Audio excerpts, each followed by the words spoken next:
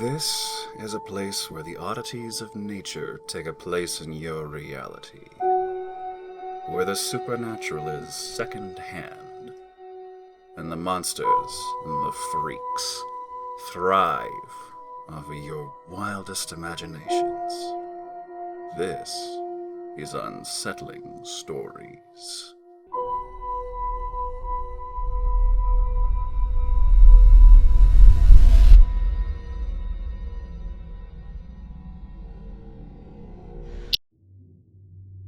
My friends and I used to break into old, run-down places and explore. This was back before people were videotaping their own explorations and getting ad revenue from their YouTube channels. Back before cell phones, even. We'd go wherever we wanted without much concern for the consequences if we were caught. All of us were still under 18, and Kim's mom was a police officer, so even if we did get in a little trouble, we were fairly confident it'd be taken care of. Michael was the one who usually made the decisions about where we should go. He suggested we check out an abandoned institution about an hour out of town. A few weeks earlier, after he got out of work, he told me he made a quick trip over there just to see if he could get in. Once he did, he only spent a couple minutes walking around before he got the creeps. Still, he knew it was exactly the type of place we'd always talked about, wanting to explore. It'd been defunct for a few decades by the time we knew about it, and every door was locked, and the windows had been boarded up. Well, every window on the first couple floors. A tree, which was probably only a few feet tall when the crews went around locking the place up, had grown tremendously in the following tens of years. It was nearly effortless for the four of us to scale the branches and crawl through the window Michael had broken when he'd done his cursory scouting of the place. A couple minutes later, we were standing in a filthy, dust-coated file room. Kim really didn't like how many spider webs were hanging off pretty much everything. I can't say I was much of a fan either, but my excitement to explore that creepy place overrode my mild arachnophobia. Still, this was southern Florida. We have some enormous spiders down here. I preferred to not get one on me. We opened the door of the file room and found ourselves in a long hallway. None of us were sure what the function of the building had been, and from what we'd seen so far, it was still anyone's guess. We took a left, down the dimly lit hall, grateful for the high-powered flashlights Michael suggested we bring after seeing how dark the place was on his first trip. Placed on the floor in front of each room along the hall was its corresponding key. The doors had small windows in them, and we peered through. It looked like they were basic rooms. A toilet, a bed, a small desk. Little else. The beds were pretty small. I wondered if they were for children. We gave each room a quick glance and determined there was nothing particularly noteworthy inside, so we moved on. At the end of the hall, there was a door leading to the staircase. We propped it open and went into the pitch-black stairwell. The steps leading up ended at a door that was locked. No key was nearby that could have opened it. Heading down, though, after many failed attempts at accessing the lower floors, we finally found a door that actually opened. Here's the problem. As soon as we pulled it open, the door we'd propped open slammed shut from what we assumed was the air pressure of the other one opening. No one freaked out or anything. We knew we could get out from a window or something pretty easily from the lower floors. Still, having no known and obvious way out was somewhat unsettling. When we stepped through the door and shone our flashlights around the room, we realized we'd passed the first floor and were in the basement. I wondered aloud, what kind of place doesn't label the fucking floors in their stairwell? But no one really cared about my complaint. We were all wondering how we'd get out if there were no windows around. From what we could see with our 3 flashlights, since Kim's had died, the basement was enormous. It was one large room and was filled with junk that we assumed had populated the floors above. Desks, file cabinets, coat racks, and all that stuff. Daryl suggested we split up and look for a way out, but Michael and Kim quickly shot down that idea. I'm pretty sure they were getting scared. I didn't want to say anything, but they weren't the only ones. I don't know why Daryl was so confident. He was usually the one who chickened out at the first sign of trouble. I was grateful for his strength, though. It felt good to have someone who could lead us, even if he didn't know where he was going. We wandered through all the junk in an attempt to find a way out of there.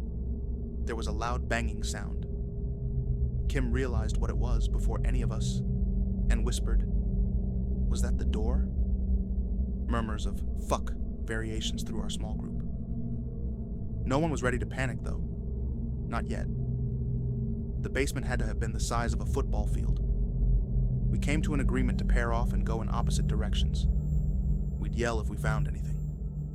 Kim and Daryl went one way. I went with Michael in the other. We'd agreed to travel with only one flashlight. Michael and I didn't come right out and say it, but we figured Kim would be better off with her group having two.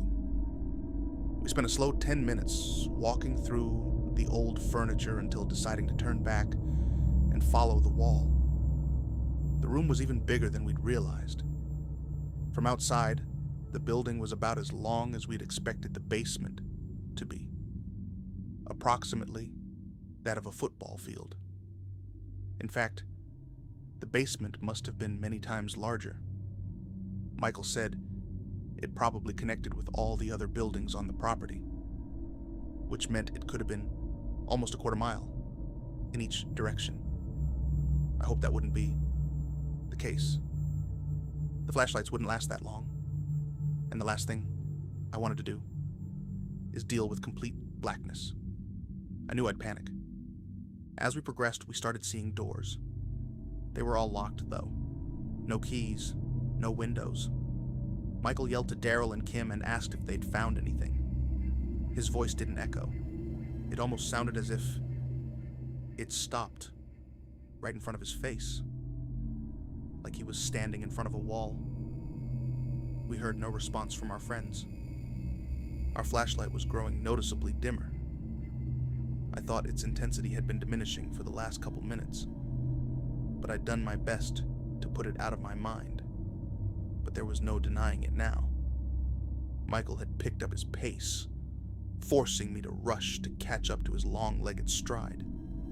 I yelled for the others, hearing my own voice die inches in front of my mouth. I could hear Michael breathing quickly. Was he sobbing? He was too far ahead for me to see any tears, and I was almost jogging to catch up. We kept on for what felt like 10 minutes. How had we not run into the others yet? Michael stopped dead in his tracks, and I skidded to a stop to avoid bumping into him. There was a right turn, down a narrow passage. At the very, very end, barely illuminated by the still dimming light, was a metal ladder. Michael ran, and I did my best to follow. The light was almost useless. We reached the end and both grasped the ladder, and Michael shone the lamp upward. Whatever had been there, maybe a hatch, maybe just an opening, to another floor, was nothing but concrete ceiling. He yelled, "Fuck!" The word sounded like it was coming from underwater. The flashlight strobed weakly. He turned around and shone it around the narrow corridor. A few feet in front of us, on the right, was a door. "Let's try that," he told me. We'd given up trying the doors we'd run by after all of them were locked. I was surprised he wanted to bother, but in our hopelessness, we walked over, and I tried the knob. It opened. I walked in as Michael shone the sputtering flashlight in front of him. The room was small and empty. Almost empty. In the corner, there was a lump. "Holy shit," I exclaimed, and ran toward it. Right as our flashlight died, I grabbed what I'd seen for that brief moment. It was another flashlight. I couldn't believe our luck. Despite being terrified of the Stygian blackness enveloping us, I fumbled for the switch and flipped it upward. Michael stood in the doorway. The light was strong and unwavering. Only then did I register the hideous smell of the room, somehow obscured by my earlier panic. I shone the light around the tiny, filthy area. Nothing.